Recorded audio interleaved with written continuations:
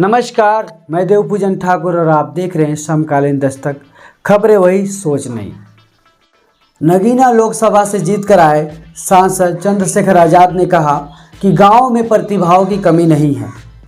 आज भी ऐसे खिलाड़ी हैं जो बहुत अच्छा खेलते हैं, लेकिन गांव में स्टेडियम नहीं है और स्टेडियम दूर होने के कारण लोग अभ्यास करने नहीं जा पाते, जिसके कारण वे धीरे धीरे खेल में ध्यान नहीं देते और खेल छोड़ देते हैं। उन्होंने कहा कि हमारे गांव में विश्वविद्यालय नहीं है, जिसके कारण बहुत सारे बच्चे पढ़ना तो चाहते हैं लेकिन नहीं पढ़ पाते।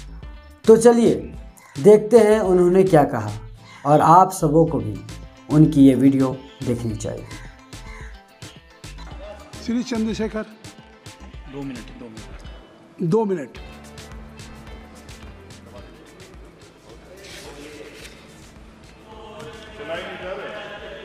हो गया, आप बोले। माननीय सभापति जी, आखिरी तक कर दिया है आपने। मैं तो 3.5 घंटे से इंतजार कर रहा हूं। सौभाग्यशाली आपको अवसर मिल गया। प्रेमचंद, आप चेयर पे बैठे और अवसर ना मिले, ये तो फिर ये तो बहुत धन्यवाद। आप तो नए मेंबर्स के लिए अवसर पैदा करते ही हैं सर। सबसे पहले तो मैं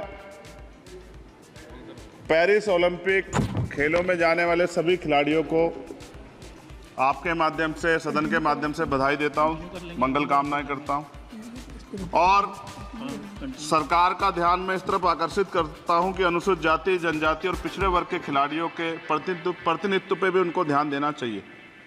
हम ग्रामीण अंचल से आते हैं। ग्रामीण क्षेत्रों में ना तो स्टेडियम है, ना स्पोर्ट कॉलेज है, ना यूनिवर्सिटियां हैं और प्रतिभा का कोई मोल ही नहीं है सर। हम खुद अच्छे खिलाड़ी थे मगर अवसर ही नहीं मिला। अब यहाँ आने में भी बहुत समय लगा, सड़कों पे संघर्ष करना पड़ा। इसलिए मेरा आपसे आग्रह है कि इन वर्गों का प्रतिनिधित्व बढ़े। इसके लिए सरकार को योजना चलानी चाहिए। अभी क्या योजना है उसमें? आपकी स्पीच तक सदन की कार्रवाई बढ़ाई जाती है। आपकी स्पीच तक सदन की कार्रवाई चलेगी। 6 बज रहा है। अच्छा, ठीक, सदन समाप्त हो जाता है, लेकिन आपकी स्पीच शुरू हो गई तो आपकी स्पीच तक सदन की कार्रवाई। धन्यवाद, बहुत बहुत धन्यवाद। लेकिन कृपया तो सभापति जी, 5 मिनट में कंक्लूड। मैं आपके माध्यम से सरकार से जानना भी चाहता हूं कि ग्रामीण अंचल और SC, ST, OBC के प्रतिनिधित्व बढ़ाने के लिए क्या कदम उठाए गए हैं तथा इस संबंध में कुल कितनी धनराशि आवंटित की गई है और कितनी धनराशि आवंटित करने का प्रस्ताव। क्या उक्त श्रेणी खिलाड़ियों को पर्याप्त प्रशिक्षण के लिए सरकार द्वारा अलग से कोई प्रशिक्षण केंद्र स्थापित किया गया है या किए जाने का प्रस्ताव। उक्त खेलों में अलग अलग स्पर्धाओं में उक्त श्रेणी के कुल कितने खिलाड़ियों को भेजे जाने का प्रस्ताव है तथा इन सब खिलाड़ियों का श्रेणीवार कुल कितना प्रतिनिधित्व रहेगा। साथ साथ अभी हमारे साथी कह रहे थे कि खेल में जाति और धर्म नहीं होता। सर, जाति तो है। जहाँ कक्षा 1 से बच्चे के नाम के साथ सरनेम लगा होता है तो उस देश में जाति ना हो, ऐसा कैसे हो सकता है? जाति के आधार पे मेरे आज भी याद है, हिमा दास जब मेडल लेके आई थी तो सबसे पहले उसकी जाति सर्च की गई थी।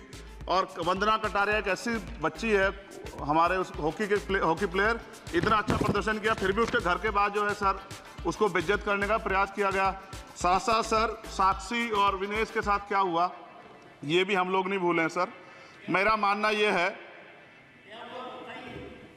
आप दादा, आप बीच में nothing will go on record. मान्यवर छोड़िए, आप मेरी तरफ देखिए। मैं जिस क्षेत्र से आता हूं, विल गो ऑन रिकॉर्ड। मैं नगीना सहारनपुर सर, मैं उधर जहाँ से मैं आता हूँ सर, उस क्षेत्र में मैं गांव में जाता हूँ। बहुत प्रतिभाएं सर, लेकिन अवसर नहीं है। मेरा आपसे आग्रह है, आपके माध्यम सरकार से आग्रह कि वो देखे गांव में प्रतिभा कमी नहीं है, इनको कुचला ना जाए, क्योंकि पक्षपात होता है सर। इस पक्षपात को खत्म किया जाए। कब तक एकलव्य का अंगूठा जो है सर कटता रहेगा? अब तो हमें अवसर मिलने चाहिए, यही मैं आपसे कहना चाहता हूं मान्यवर, और आपने मुझे मौका दिया, इसके लिए मैं आपका धन्यवाद करता हूं।